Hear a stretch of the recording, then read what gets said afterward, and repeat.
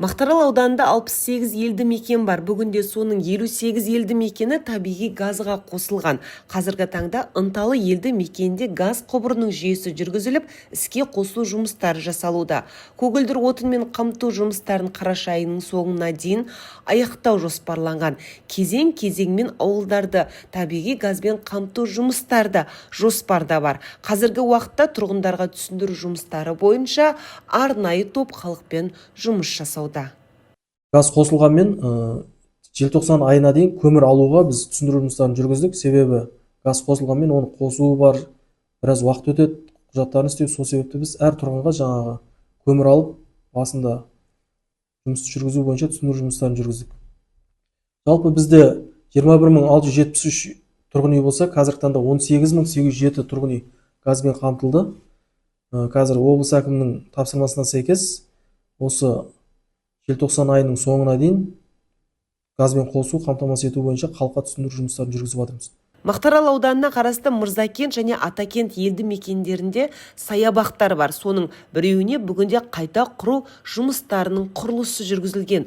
Тұрғындарға қолайлы демалыс орны алдағы уақытта арнайы конкурс арқылы сенімгерлікке тапсырылмақ. Жалпы аудан бойынша бүгінде күзгі көшет отырғызу жұмыстарда белсенді атқарылуда. Жылына белгіленген 50 мың түп ағаштың бүгінде 35 мыңнан астамы игерілген. Көгалдандыру саласы облыс әкімінің тапсырмасына сәйкес барлық елді мекендерді көгалдандыру тапсырмасы берілген. Бізге қазір көгалдандыру үшін Шардара ауданында орналасқан Шардара орман коммуналдық мемлекеттік мекемесінің тұқымбағынан бізге өзіміздің арнайы жоспарға сәйкес бөлінген ағаш көшеттерін тасымалдау жұмыстарын жүргізіп жатырмыз.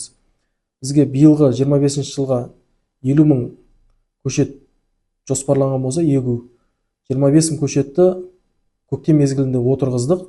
Қазіргі таңда күз мезгіліне көшет отырғызу жұмыстарын бастадық. Оның ішінде бізге қарағаш көшеті бөлінген. Ауданда қазір Таза Қазақстан бойынша жұмыстар қарқынды жүруде. Өздеріңіз білесіздер, президентіміздің бастамасымен Таза Қазақстан бағдарламасы бекітілді.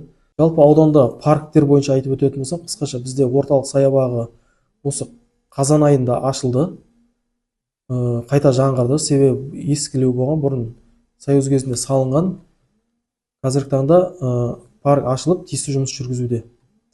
Саябақ өте әдемі болған, қаладағы секілді кәдімгідей жақсы болды. Негізі іші әдемі, кішкентай балалар ойнайтын площадка бар. Бауырлармен келіп серуендеп қайтсам болады.